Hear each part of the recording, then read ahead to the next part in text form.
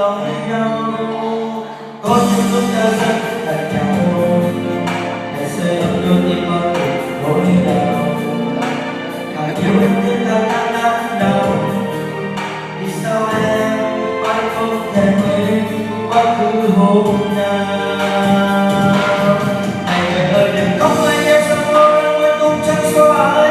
Không thể làm gì tình xưa đã chết, làm cho bà anh cũng muốn có lên. Đau đau dù cho em đã hứa bên, nhưng cả chỉ cần nói chuyện với em có biết nói gì mà đã qua lâu rồi. Đừng buồn em ơi, ngày qua tình sâu đi mãi nhớ thay, cho em từng đêm em mới có hay anh đến từng ngày.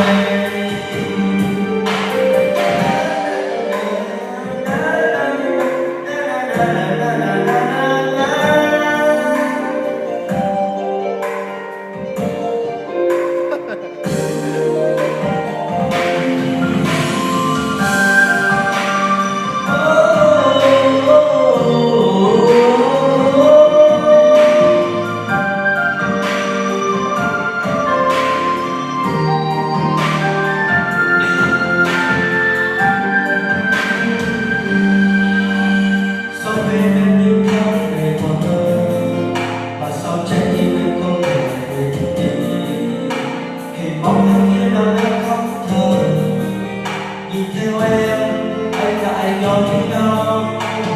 Có những lúc ta rất gần nhau, ngày xưa em luôn đi qua từng nỗi đau. Càng yêu em thêm càng đắng đau, vì sao em mãi không thể quên quá khứ hôm nào.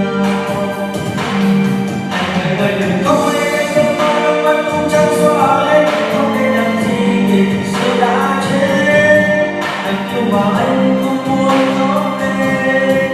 Lòng đau dù cho em đã ở bên, thì là chỉ cười đất em không biết nói gì mà đã qua lâu rồi. Đừng buồn em ơi, ngày qua từng sâu tim anh đắng cay, cho em từng đêm em ơi có hay anh đến từng ngày. Người ơi đừng có quên em, sao tôi vẫn cũng chẳng xóa hết.